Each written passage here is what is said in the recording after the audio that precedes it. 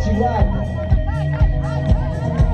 non proprio con affetto, apparentemente placida, ci osserva, ma in fondo io sospetto che l'America è morta, altrimenti non si spiega come faccio a vedere in uno stato di miniatura questa orribile minaccia. Ora sto penseremo adelante con vittoria o muerte, penseremo adelante con vittoria o muerte, penseremos adelante con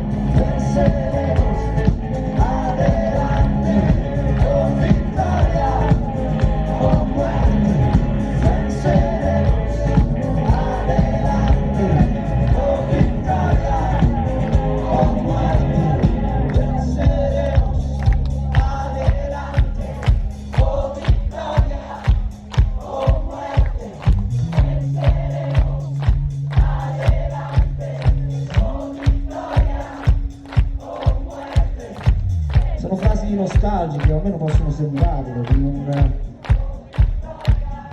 romanticismo di altri tempi, quando ancora esistevano le leggende, quando il mondo sembrava meno piccolo, le storie arrivavano da lontano solo se erano storie grandi, importanti, non se ne sapevano tutti i contorni, ma bastavano per riempire bandiere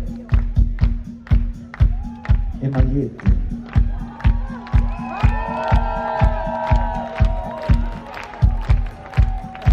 Più o meno, con delle variazioni. Però vincere si può ancora. Si può in tanti modi, possiamo noi individualmente, possiamo provare a farlo come collettività. Sicuramente è più facile pensare di riuscirci quando ci si trova in posti di questo genere. Posti in cui il telefono prende poco. E invece la natura prende forte, ammazza se prende. Posti in cui i confini sono vicini. E proprio per questo non sembrano così insormontabili, anzi, sono piccoli segni che si superano continuamente.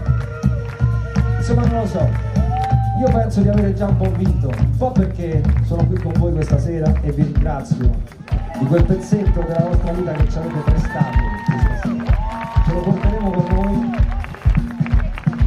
e io vi saluto tornando a fare quello che è il motivo per cui ho iniziato a fare questo meraviglioso mestiere, che in fondo è solo giocare, vado a sbarantolare un po' l'acqua con gli amici miei, voi fate un po' per motivare, io vi ringrazio, vi saluto e spero di tornare in questo posto presto.